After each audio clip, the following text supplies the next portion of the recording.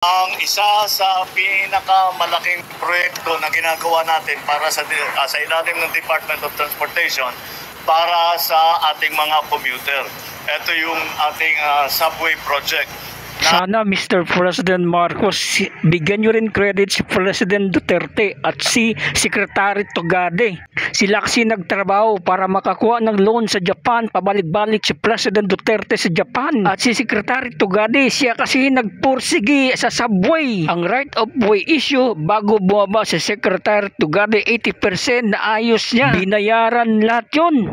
Ang subway project, matagal na ito. Lahat ng naging presidente gusto ang subway, kaso hanggang pangarap lang kasi hindi makahanap ng pondo. Ang ginawa ni President Duterte, nag-build siya pero may reciprocal.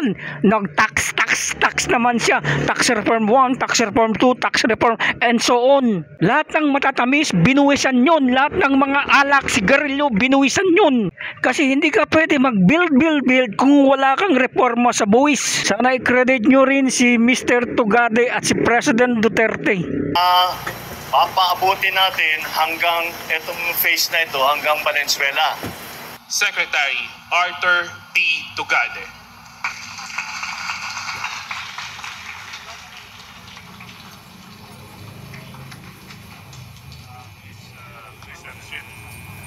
Ito nga lang. Magandang umaga sa inyong lahat. Alam nyo, kahapon, yesterday, there were two surveys that came out on the media. It was heard on radio, it was seen on TV. What were these two surveys? Number one, it was a survey about the trust rating of the president. The trust rating of the president, based on the latest survey, raised to 87%. Nowhere in the history of the Philippines has a president in his midterm has achieved and continue to achieve a trust rating of 87%. The second survey was, there was an inquiry asking, who do you think performed well in terms of infrastructure? The term of the previous president, Pinoy, or the term of Mayor Duterte now? That survey said, 69% unquestionably said that this administration performed much better and well than the past administration when it comes to infrastructure.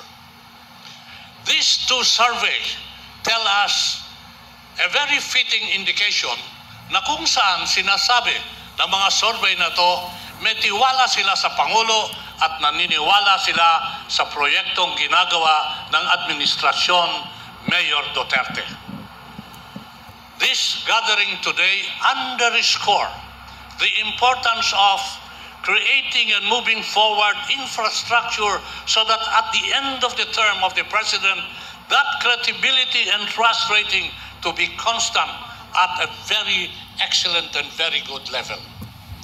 Kaya nga meron tayong proyektong kagaya ng subway na kung saan hindi lang upang simulahan para tapusin din, na kung saan kung matapos sasabihin ng sambayanan, totoo nga, tama ang sinabi ng ating Pangulo, totoo nga may proyektong kagaya ng subway na linulunsad ng Administrasyon Duterte. Today we are all gathered here.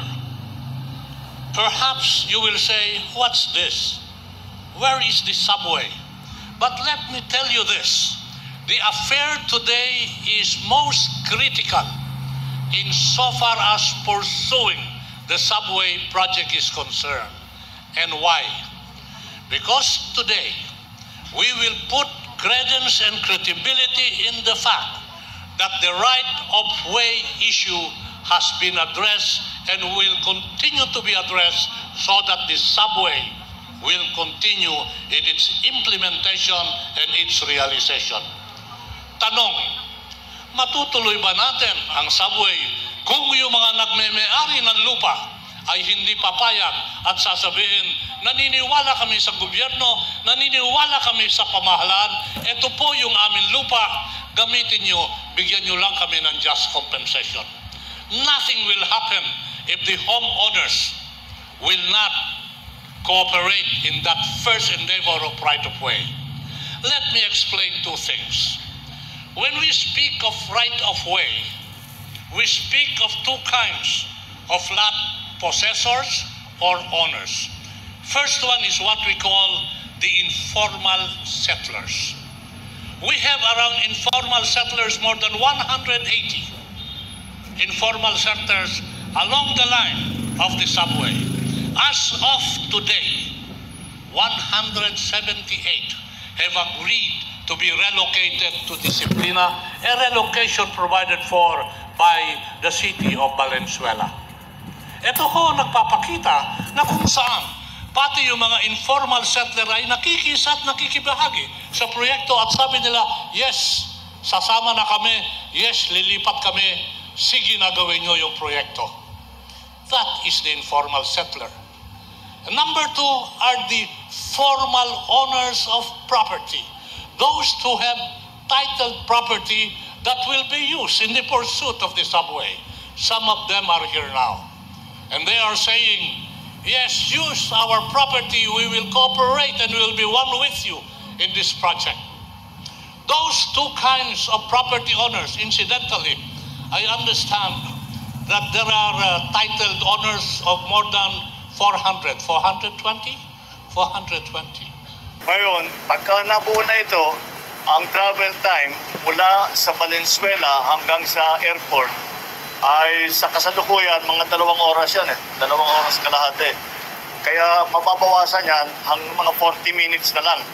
Kaya napakalaking bagay pag nabuo natin ito. Nakikita ko naman na doon sa tinignan namin yung machine, yung na talagang humuhukay. At maayos naman ang patakbo, lalong-lalo na ng ating mga Japanese engineer. At ito si ambassador ng Japan at siya'y siyang namamahala para tiyakin na magandang trabaho. At masasabi ko naman, napakagandang trabaho ng kanilang ginagawa. Sana matapos natin ito hanggang sa Valenzuela. Baka matapos natin ito 28. Baka pwede nang in-inaugurate 2028. Basta tingnan natin. Lahat naman ay nag-a-agree na kailangan na bilisan ng mabuti at ng gusto dahil ang mga ating mga commuter para naman mas maginhawa ang kanilang pag-commute. So, patuloy natin ginagawa. Napaka-impressive. Impressive talaga ito. Pag titignan ninyo, isipin nyo kung gaano kabigat yung engineering na dinadala nila dito. But the Japanese do that the best. I think in the whole world it is recognized that the Japanese are one of the top when it comes to heavy engineering and construction projects such as this. Kaya I think we have picked the right partner and I'm very happy to see the progress that's being made. And I think, at saka nakakatuwa dahil yung mga Japanese lamang na nandito ay yung talagang espesyalista. Ngunit, hindi lang sila nandito, tinuturuan din ang ating mga engineer. At kung makita niyo dun sa loob, isa lang, 2 lang ang supervisor na hapon. Karamihan ng mga nagtatrabaho, puro Pilipino na. Which, once again, I am not surprised dahil kayang-kaya naman talaga ng Pilipino yan basta't maturuan ng mabuti. Kaya I urge everyone to keep going and we look forward to the day when we can say na nasakyan natin yung subway sa Pilipinas. We have taken the tube